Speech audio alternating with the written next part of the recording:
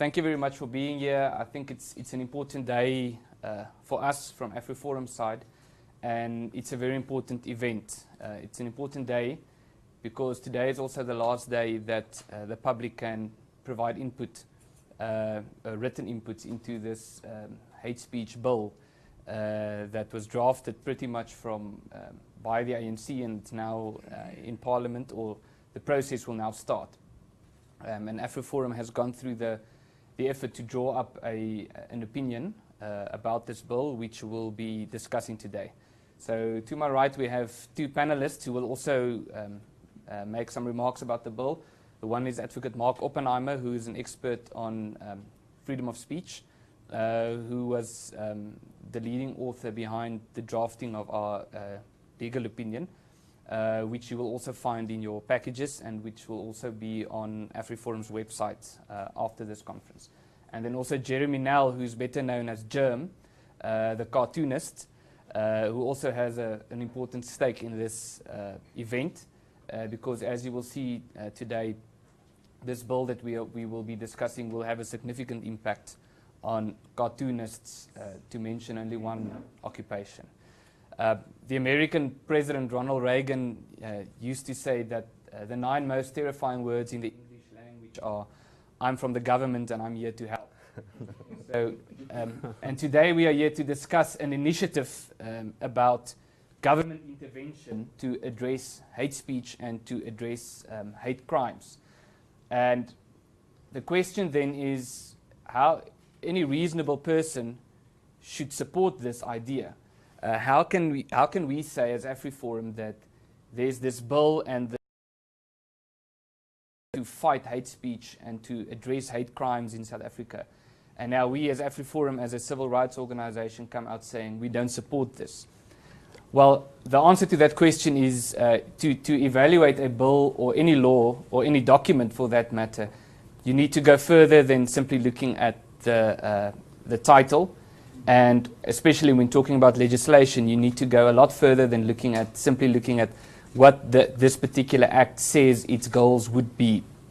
So that is why if you go further and you look at the details, and if you analyze what this act says and how it would be implemented, then the picture becomes much more clearer. And based on that, we have found that there's no way that we can support this bill.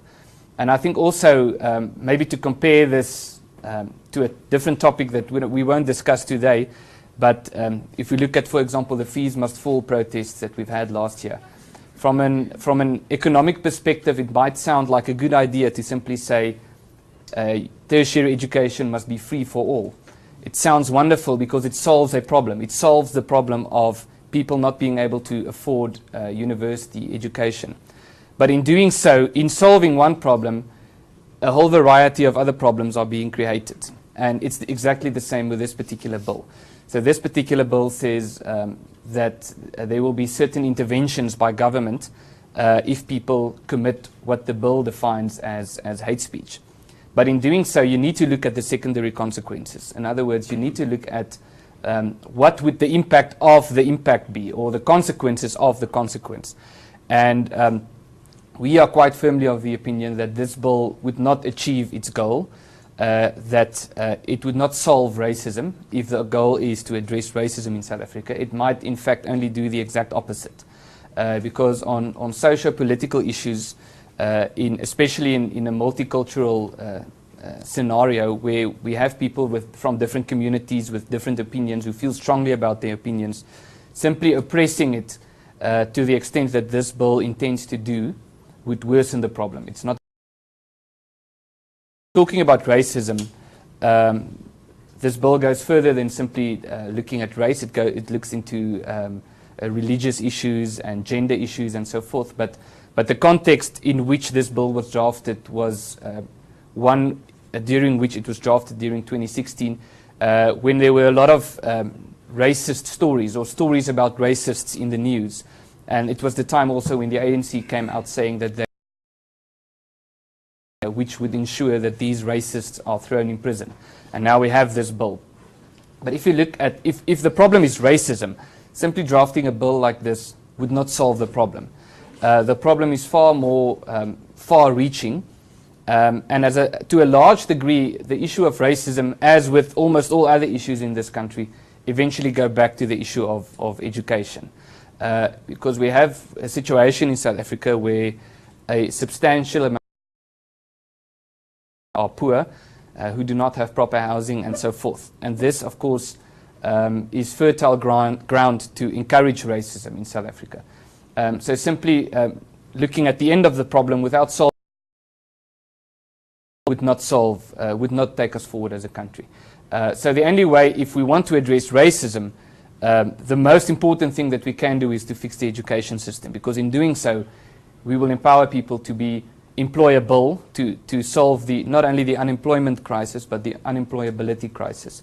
But that is a topic for another day. What we are here to discuss today particularly is this bill that has been drafted, why we are concerned about this bill.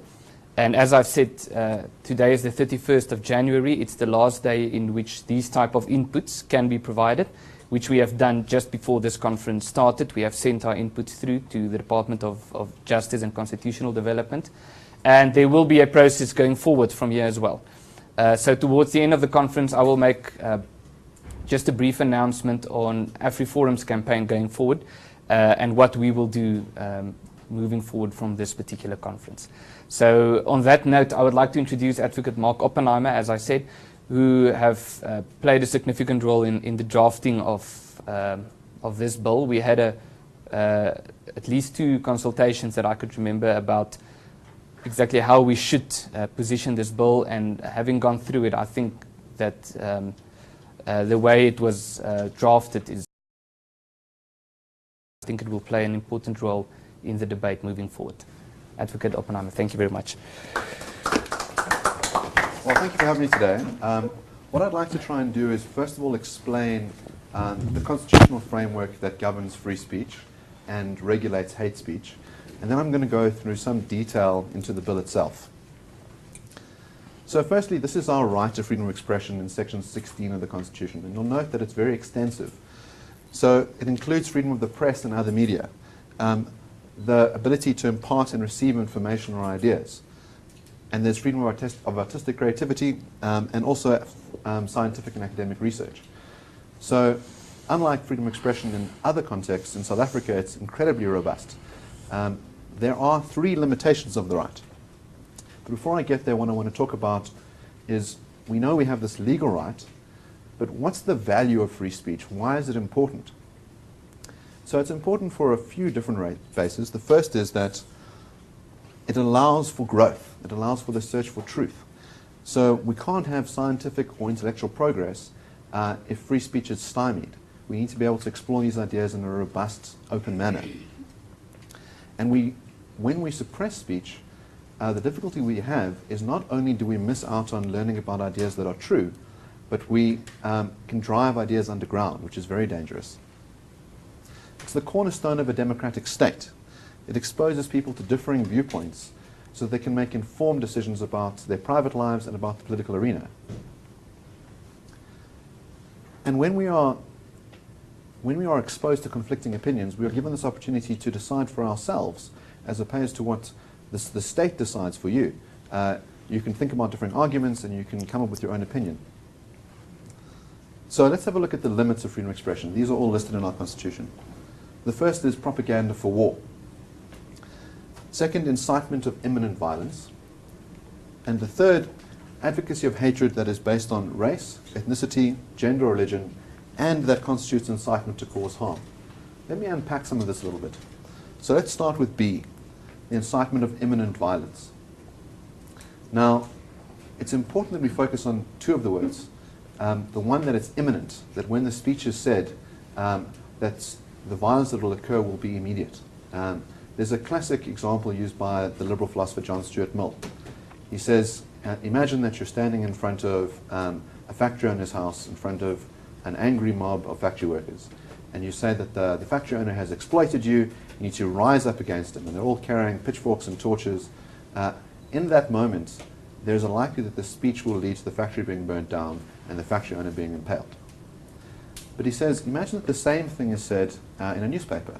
So while the workers are at home reading their paper and eating their eggs and toast in the morning, they can be exposed to the idea, and there is no threat of imminent violence. So you wouldn't want to restrict that speech. But now if we look at C, what we're talking about is three different things. So there must be advocacy of hatred, and it's listed to one of these four particular groups. Now they're singled out by the constitutional drafters on the basis that these groups in particular have been the subject of hate speech and have been vilified and persecuted. So it's race, ethnicity, gender, and religion, and we can think of all sorts of horrendous things that have happened to people on those bases. If we think about the Holocaust, we think about Rwanda and Yugoslavia, it's important that these groups are granted protection. And we see that there's a lowering of the threshold of violence to incitement to cause harm. Now, we must pay attention to the word incitement, that it's not merely harming someone with the words. In other words, I say something to you that's hateful and it makes you feel uncomfortable. It must be a call to action. In other words, the words call on third parties to incite harm in one of the vulnerable groups. So those are the restrictions on free speech in our Constitution. And they leave a lot of room for free speech, and they tell us what constitutes hate speech. Generally, we think of hate speech as being either B or C. So I want to draw this distinction between hateful speech and hate speech. So hateful speech is offensive speech that is protected by the Constitution, but advocates hatred against groups. I'm going to look at the example that has sort of led to this legislation being promulgated or drafted. So this is Penny Sparrow, and this is the infamous tweet. She says, "These monkeys that are allowed to be released on New Year's Eve and New Year's Day onto public beaches, towns, etc., obviously have no education whatsoever, so to allow them loose is inviting huge dirt and troubles and discomfort to others. I'm sorry to say I was amongst the revelers and all I saw were black on black skins. What a shame. I do know some wonderful, thoughtful black people. This lot of monkeys just don't even want to try, but think they can voice opinions about statute and get their way, oh dear, oh dear. From now on, I shall address the black South Africa as monkeys as I see the cute little wild monkeys do the same.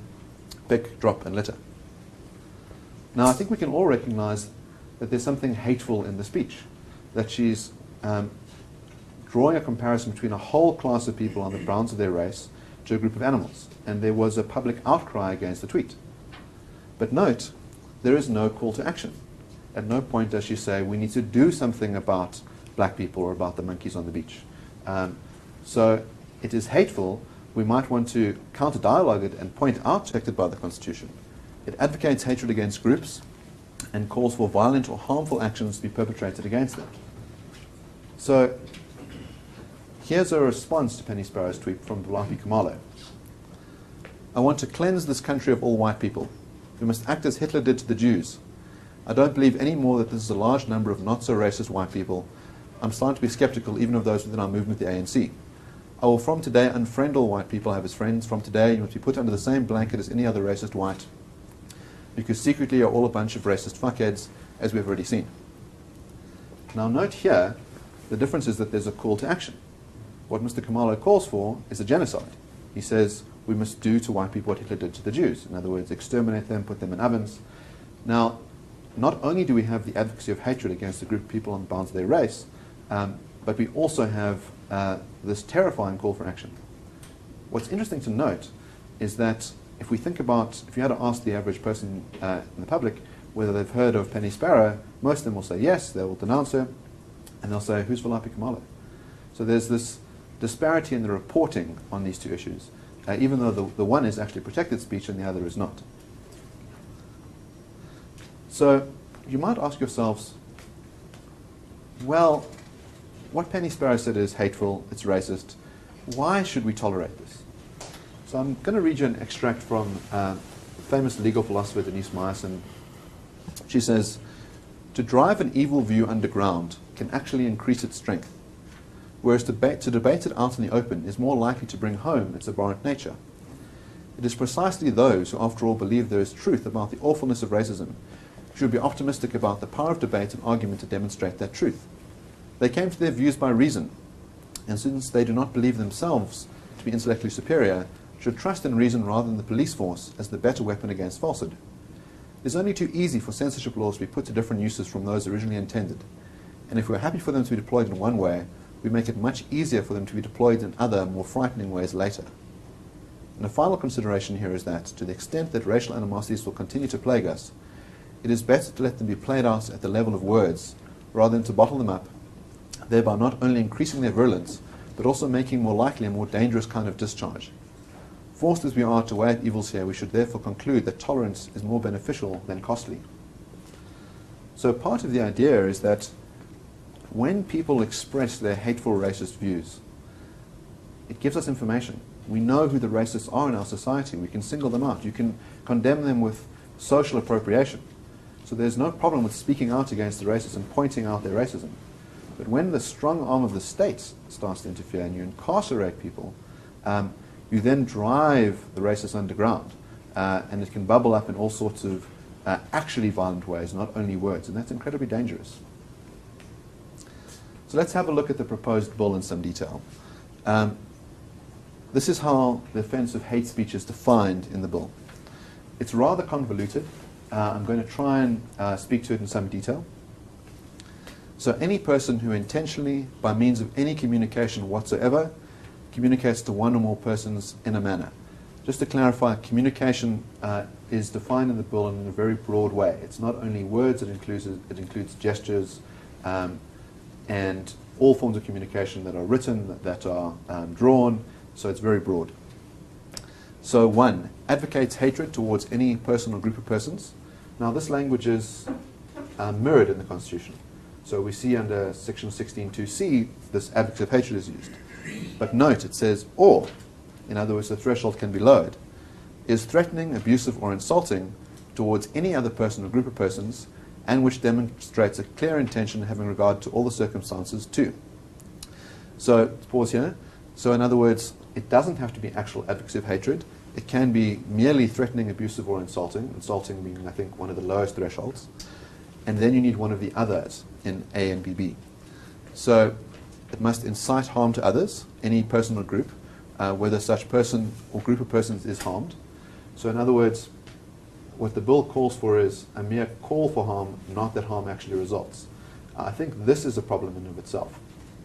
That because the bill calls for criminal penalties, the penalties are for the first offence 3 years in jail and 10 years for a second offence, that you might not want to punish acts that don't actually result in harm. You could be more restricted by merely interdicting that kind of language if it's calling for harm. But the bill goes further in that it doesn't need to even be harm. It says, or stir up violence against, or bring into contempt, or ridicule. Ridicule, I think, being the lowest threshold to make fun of someone. So insulting communication that aims to ridicule one of the listed groups will constitute hate speech in terms of the bill. Now note, whereas the Constitution protects 4 listed groups, the bill extends that dramatically. It says any person or group of persons based on race, gender, sex, which includes intersex, ethnic or social origin, color, sexual orientation, religion, belief, culture, language, birth, disability, HIV status, nationality, gender identity, albinism, or occupation or trade is guilty of the offence of hate speech. Sure. I'll be going through some examples, but you might want to pause at that occupation or trade, that when we make fun of people like me who are lawyers, tell lawyer jokes, you can be committing a crime. The same would be with regard to journalists. We might also think that some of these groups do deserve protection, and I'll explain how to protect them in a way that is constitutional. So, again, here are our limits. We must remember these key words of incitement of imminent violence, advocacy of hatred, and incitement to cause harm, and you can see that has been departed from quite dramatically in the legislation. So let's have a look at an example. This is a cartoon by Zapiro. So this is communication which is insulting towards any other person or group of persons, and which demonstrates a clear intention having regard to all the circumstances to bring into contempt any person or group of persons based on disability. So the play on words is to make fun of Oscar's fibula deficiency, to make fun of the individual, which is a crime. It's insulting to him and is bringing him into contempt. And arguably the class of people that are classified as disabled are also brought into contempt through the cartoon. So Zapiro would then be liable for that. So here's an interesting case: abuse, contempt, and belief. This is a cartoon of President Donald Trump. Now he's depicted as a Nazi. He's got the Trump sort of forming something that looks like a swastika. He's got a Hitler moustache. And at first glance, you might think, this is the speech that will be prohibited. It'll be a prohibition on President Trump saying you could register Muslims. But actually, the concern is this, that the person that's being abused here in this cartoon is Donald Trump and Trump supporters. And it's meant to bring them in contempt on the basis of their belief. So Mr. Trump believes that you ought to register Muslims. And the cartoon intends to bring him into contempt on that basis. So the cartoon, which is trying to fight the bigotry, is itself illegal. So the problem with the legislation is that it's self-defeating.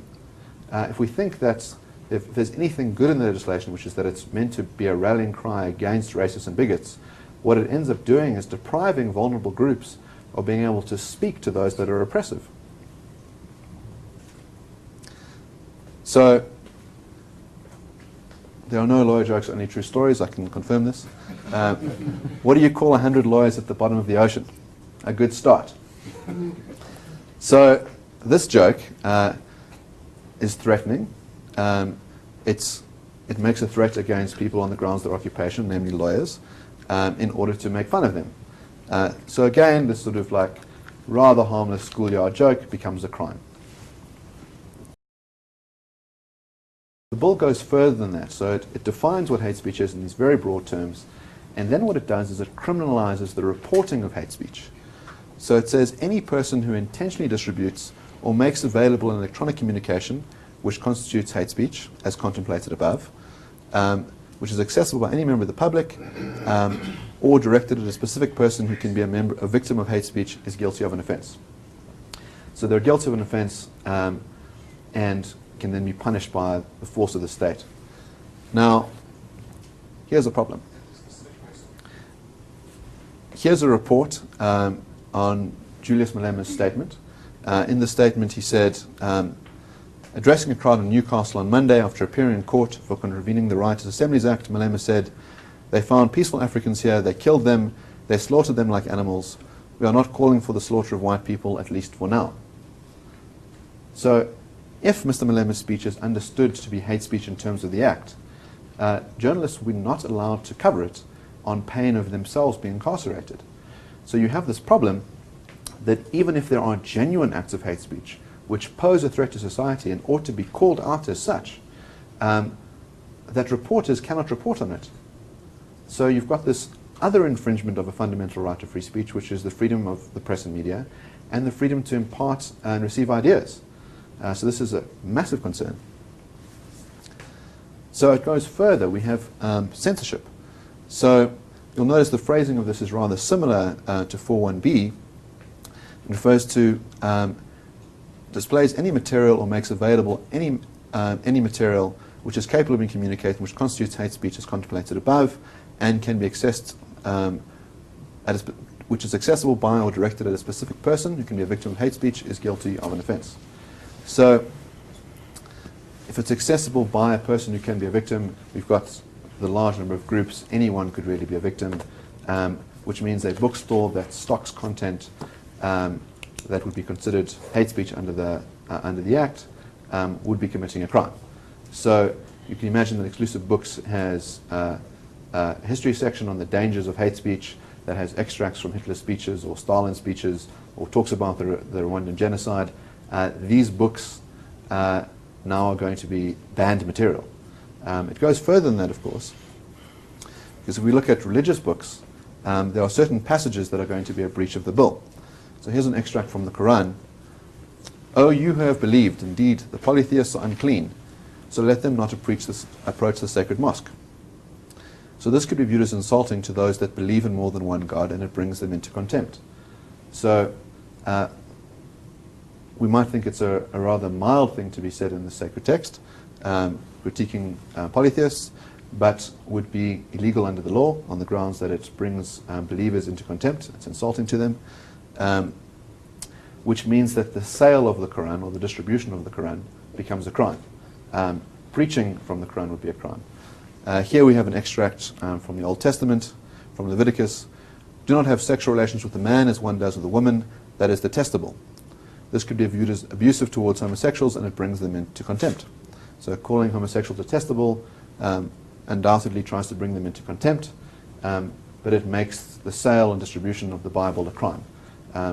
So we don't only have an assault on difficult to do if you don't have access to religious texts. So, as I stated earlier, what the bill does is it has very harsh draconian punishments. So for the first time that you infringe, it's 3 years in jail, and the second time is 10 years in jail. So we're not talking about the way that the Equality Act works, which at the moment has censures for hate speech, but uses civil penalties, which often result in fines. So Penny Sparrow received a 150,000 rand fine. Someone's freedom of movement and endangering their lives by placing them in prison merely for words that they use. So there's another problem as well in the way that the enforcement can happen. So the bill says that any prosecution in terms of this section must be authorized by the Director of Public Prosecutions, having authority or a person delegated by them. So this is the infamous cartoon by Zapiro. There's Sean Abrams, the head of the NPA, and there's President Zuma.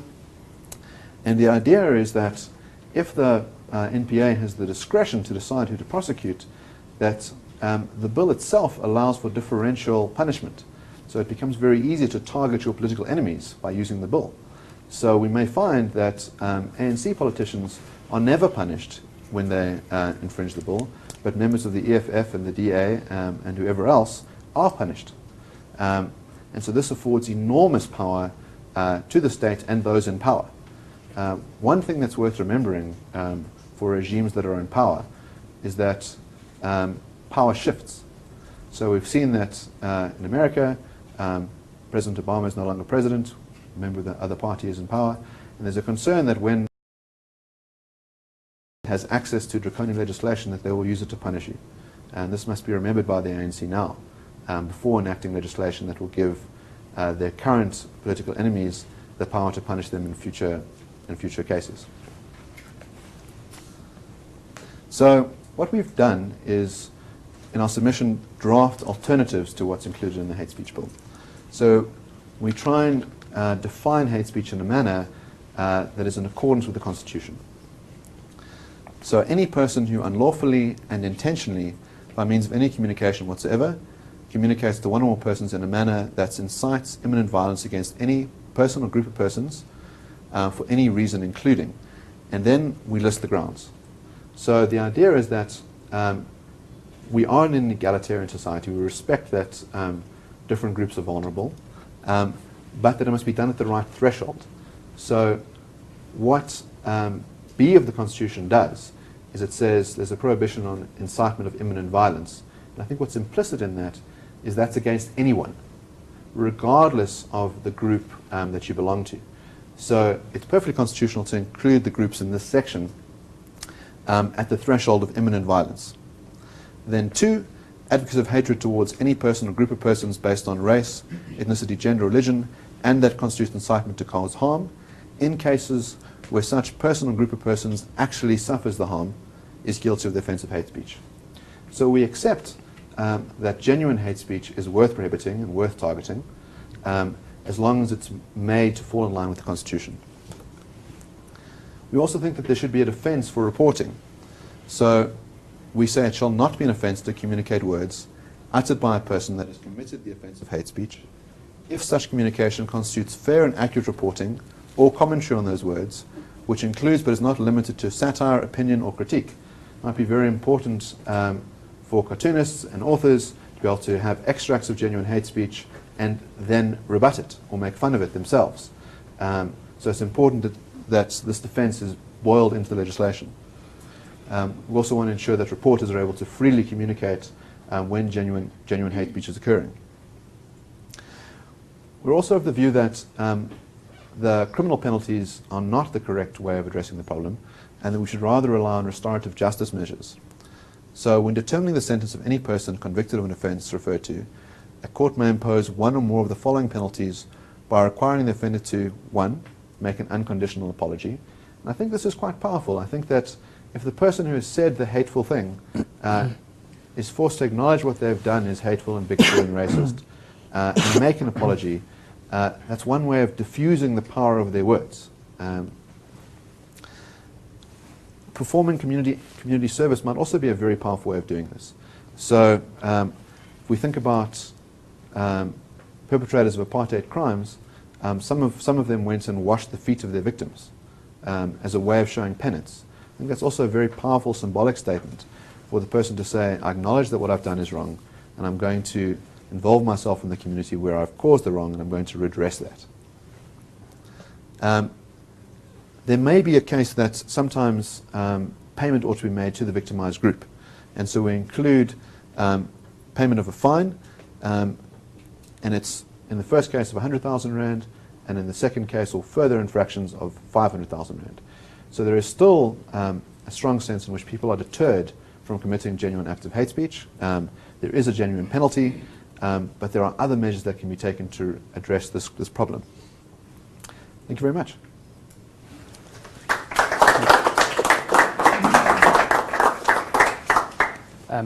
Thank you, Mark. There will be an opportunity for questions. Excuse me.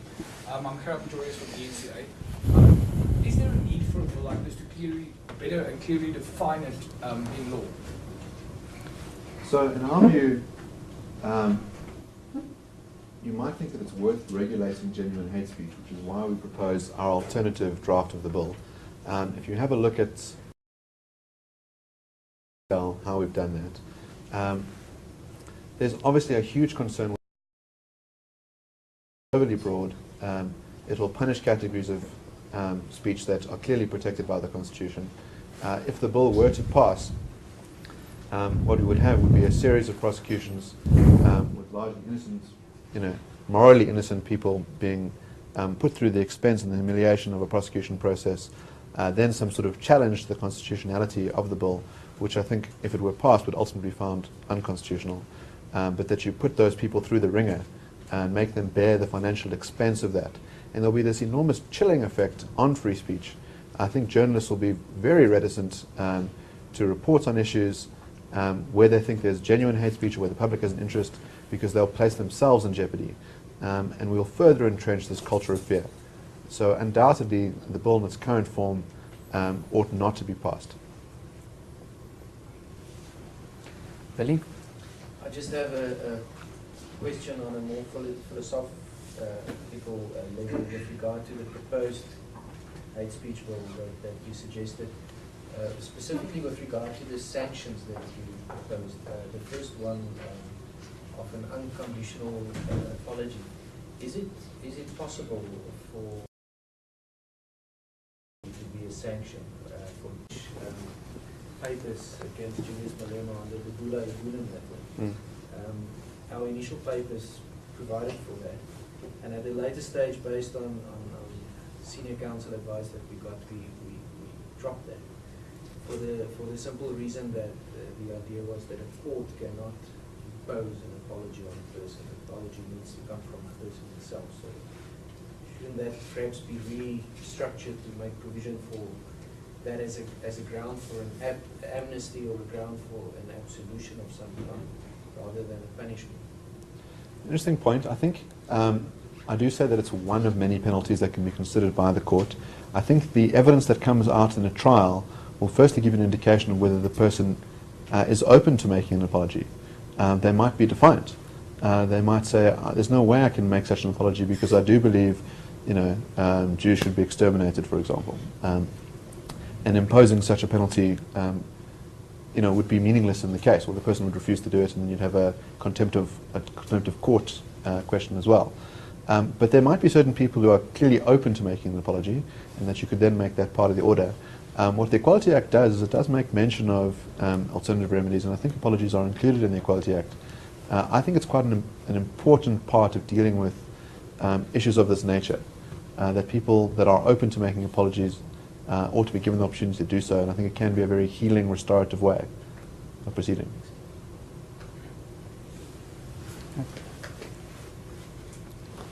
Partner? I just have a short question for Mark. How do you view this, if the bill would be promulgated, how do you view its relationship with the PUDA? Are there some conflicting provisions? Are they mutually reinforcing? What do we do with two acts which condemns hate speech and in some way address it legally? So, a couple of things. If we look at PUDA or the Equality Act, it's internally limited. So the sections that prohibit hate speech then qualify themselves by saying, provide that we give acknowledgement to the constitutional right to freedom of expression. The legislation is drafted in a strange way. It prohibits hurtful speech as well, which could be interpreted as speech that's emotionally wounding. The view from legal commentators is that if it is given that expression, then it's unconstitutional because the thresholds are harm and violence in the Constitution. What PUDA does is that it grants individuals the ability to approach an equality court and lay a complaint. And that the penalties that are used are civil penalties. There are a range of other things like the ability to have an apology or the payment of a fine of money, but there's no criminal sanction. There's no danger of someone being incarcerated for the words that they use.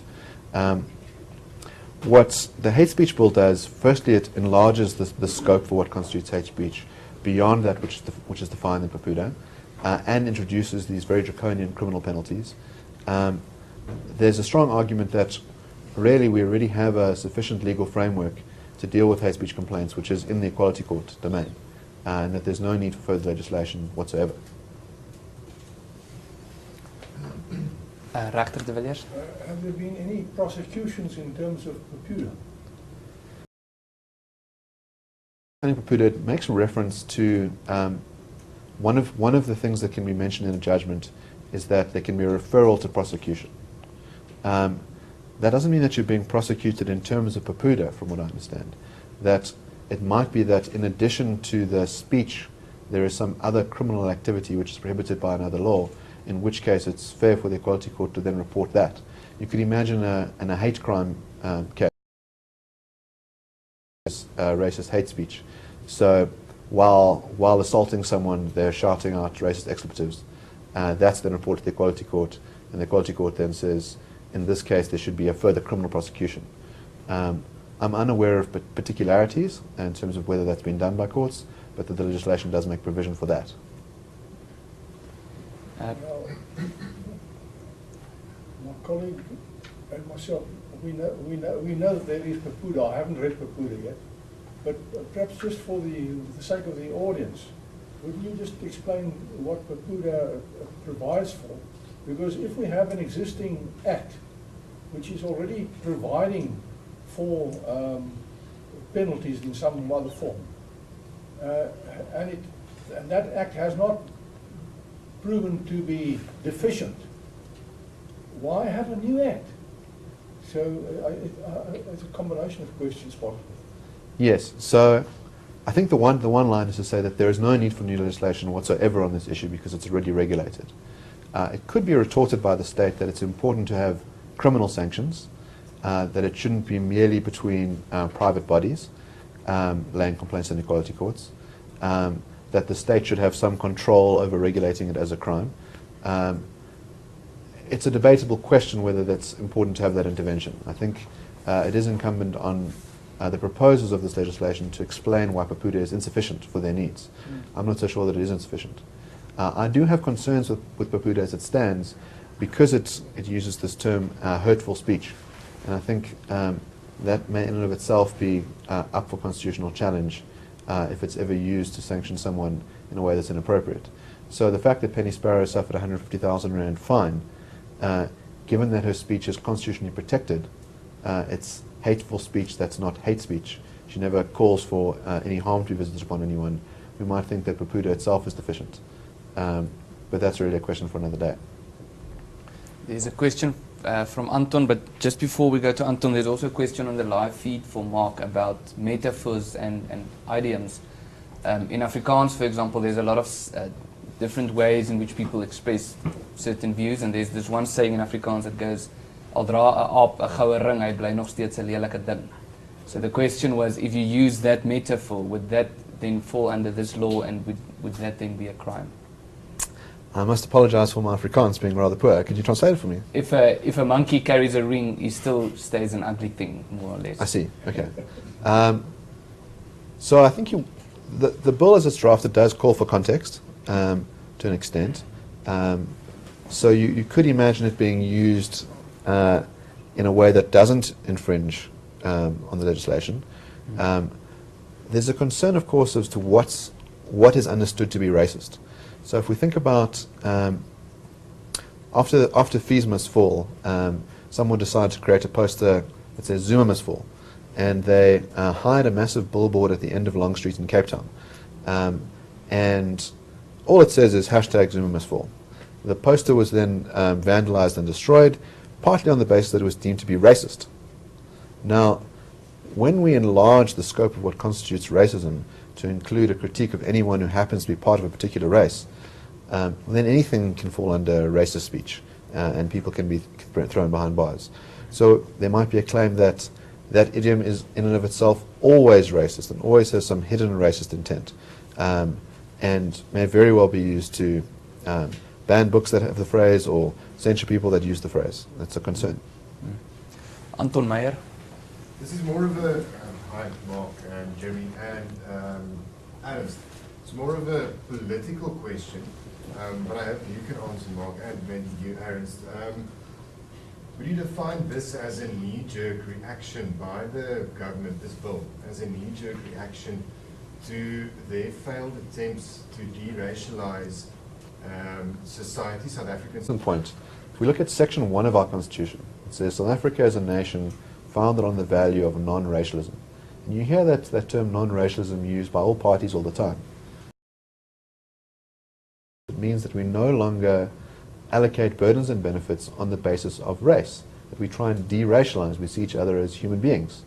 And undoubtedly, South Africa has failed in this project. That what we've done over the years is re-racialize, that we see each other as markers of our groups. So instead of just being a human being, you become a white person or an Indian person or a black person. It was mentioned earlier that maybe legislation like this has some sort of other pernicious undercurrent. I think it's, if we think about when the Penny Sparrow incident happens, it's days after the finance minister is fired. So instead of the press covering this huge collapse in the finance ministry, this act by Zuma, what happens is we end up talking about this racist estate agent from the middle of nowhere. It's an amazing diversionary tactic. So I'm concerned that the state no longer cares about this. It has taken a year for the legislation to come to light. Given that they've had that long, I think it's unconscionable that it's that badly drafted and that it's that dangerous. Maybe if I can just add to that, Mark has already mentioned the context. This bill was announced just after the Penny Statement incident. But the irony about this was also Stone Cezanne, who was then the chief whip of the ANC, made this statement, and he explained sort of why the ANC wanted to draft this bill, and said, among others, that people who, I think the word, that was one of the arguments that the ANC used as to why they believed, why they argued at the United Nations that apartheid was a crime against humanity. Because the argument was that under the Suppression of Communism Act, people were being prosecuted for their political beliefs. So you cannot consistently argue that there's a problem with the Suppression of Communism Act prosecuting people for their political beliefs, but at the same time we need to have this bill which will essentially do the same, which will prosecute people for their beliefs. I know there are other questions, but there's another one from the live feed. Slogans like black is beautiful or black and proud, as opposed to if a white person says that he's proud to be white. In the public, that's sort of more condemned, being proud of your white skin, for example. But in terms of the law and how it's drafted, do you believe that there would be double standards according to skin color? Well, so first we must accept what the rule of law requires is that everyone is treated equally before the law. The way the legislation is drafted is that anyone who commits the offence could be held liable. So it doesn't matter whether you can imagine that if white supremacists had this legislation in their hands, that they would protect their own, that anyone who expressed a white supremacist view called for genocide against people, and that anyone else who had a minor infraction would be thrown behind bars. I think it's always important to remember that when you are crafting legislation, you are crafting weapons, and those weapons can be used by your enemies if they take power later. And so the ANC must be aware of this, even if they now think that they'll be able to selectively enforce this bill against their enemies. Their enemies may rise up against them. Wondering, in your work as a cartoonist, dealing with people's emotions, dealing with their reactions, do you find maybe that people are overly sensitive to some of the cartoons? You have some cartoons which, for some reason, it's very negative reactions, and much of it, I think, is overly sensitive. So in your opinion, in the public engagement, in the public debate, are people maybe too offended by free speech? Yeah. To such an extent that Definitely. they believe that actually their feelings are hurt, and that elevates them somehow to some freedom. Yeah. I suppose it is fair to say that no one likes being the butt of a joke. And I can start making jokes about the fact that he's got long hair and glasses or whatever. Now we can laugh about it, but he won't like it. And I won't like it that I've got big lips, etc., etc. But in cartoons, when you poke fun at, you obviously are poking fun at individuals, particularly those in power. But the defense of that is, okay, so the ridicule individuals, but them in their positions of power. And yes, at times it can become a bit personal, but that's because it can hurting their feelings, because they're in a position of power and they really can focus on more important things than worrying about a cartoon. But general readers, there definitely seems to be a split in terms of offended by and what they don't, and it's very difficult. It sometimes is fairly easy to call it ahead of time, but sometimes it's very difficult. Very good friends of mine who drew a cartoon for EWN last year, I think it was after the election, and they drew the ANC voters as called them clowns, and that did occur after that, and to the point that EWN had to retract the cartoon and put out an apology because they were called racist and all kinds of things, and that was a very strange reaction, and one that no one saw coming. So perhaps it had to do with sensitivity, but I think, again, like you said earlier, Mark said earlier, context matters. So when people are in a mode, if there's lots of penny sparrow type Facebook posts coming out in the media, and it's like sharks around a piece of meat. There seems to be a frenzy, and then people get more worked up, and same kind of outrage. So I don't know how to. It's a very weird kind of concept, the whole sensitivity outrage thing. But you kind of just take it on the chin as best as possible. It's also worth bearing in mind that people that are outraged are a minority.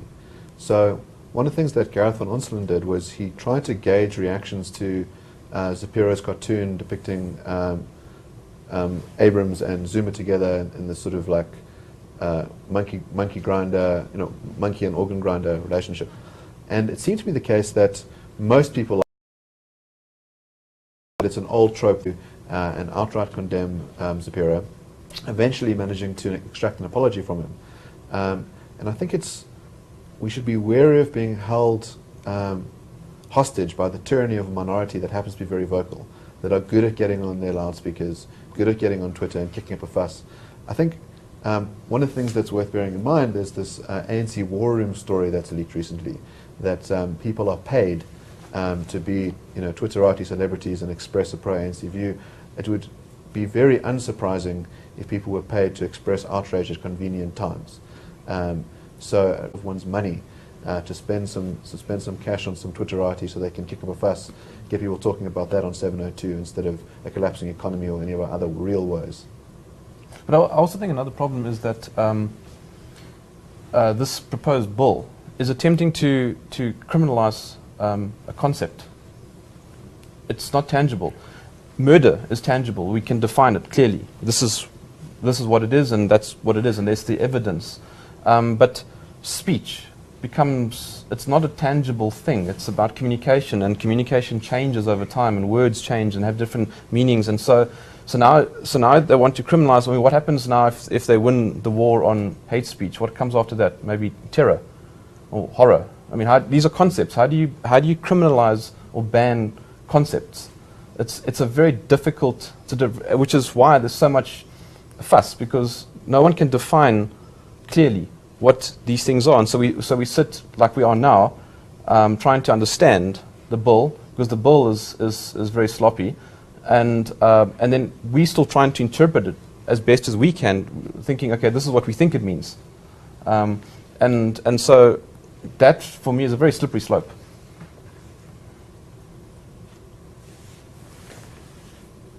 One more question? We're fine. Thank you very much, everyone. From Afriforum side, we will be obviously still be involved with this bill going forward, and the process that would follow in Parliament. So we're looking into the possibility of making presentations in Parliament on this issue. And obviously this is actually still the start of the process. There will be a lot of debates about this. It will still take some time. It would have to go through Parliament. It would have to be debated. And if accepted, it would have to be signed by the state president. And only then would it become a bill or a law, an act, which will be applicable. So in that sense, Afriforum has decided that it would continue with preparations to test the constitutionality of this bill, if it becomes an act of Parliament, to take it to the Constitutional Court. So there is a petition on Afriforum's website that people can sign to say that, just to add their voices to this, to say that they do not agree with this bill, they do not agree with the way it is drafted, and we will certainly take that forward. Furthermore, we also have an SMS line for members of the public who wish to make a contribution to our legal fund for court cases such as these. You can send an SMS to a particular number, which we will put on our Facebook page, whereby if you send that SMS, you can just SMS the word racist, or racism rather, or racisme, to this number, and then we will know that it was for this particular bill, and you will, in doing so, you will be able to donate 10 Rand to the legal fees. So thank you very much for everyone who came out today. We are still available for media interviews in Afrikaans for those of you who wish to do so, and we're looking forward to continue discussions on this topic. Thank you very much.